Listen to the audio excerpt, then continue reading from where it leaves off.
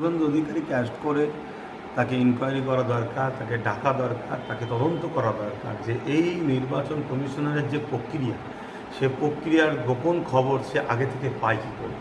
দরকার, তাকে অ্যারেস্ট করা দরকার, তাকে বন্দি করা দরকার, তাকে তদন্ত করা দরকার। না হয় এ থেকে মানুষের কাছে যে দেশের যে নির্বাচন কমিশনারের যেটা গুরুত্ব, সেই গুরুত্বহীন হচ্ছে। যারা বিভ্রান্ত মধ্যে আছে তাদেরকে কি বাংলাদেশ পাঠিয়ে দেওয়া হবে, না নতুন করে আবার তাদেরকে কোর্টে তোলা হবে, না আপনার মতে? কি বাংলাদেশে পাঠানো হবে না? তো আজকে যে এসআইয়ের ফর্মটা এসেছে বাতিলই হয়েছে, কিন্তু 1 কোটি মানুষও বাতিল, এ জানলো কী করে শুভেন্দু অধিকারী?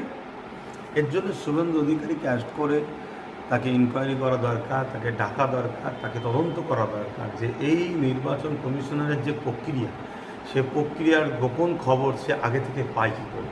তাহলে নির্বাচন কমিশনারের সঙ্গে শুভেন্দু অধিকারীর কী সম্পর্ক আছে? এর জন্য তাকে ডাকা দরকার, তাকে অ্যারেস্ট করা দরকার, তাকে বন্দি করা দরকার, তাকে তদন্ত করা দরকার। না হয় এ থেকে মানুষের কাছে যে দেশের যে নির্বাচন কমিশনারের যেটা গুরুত্ব, সেই গুরুত্বহীন হচ্ছে। এ বিষয়ে তদন্ত হওয়া দরকার।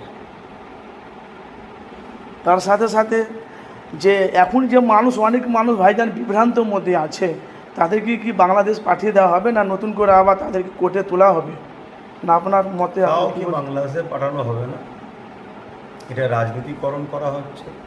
যেমন 21-এ এনআরসি সিএ দেখিয়ে রাজনীতির বৈতরণী পার হয়েছে, ঠিক এই এসআইআরটাকে দিয়েও রাজনীতিকরণ করে রাজনীতির একটা রুটি শাখার দিদি মোদির সেটিং বাইনারি পলিটিক্স করার চেষ্টা করছে।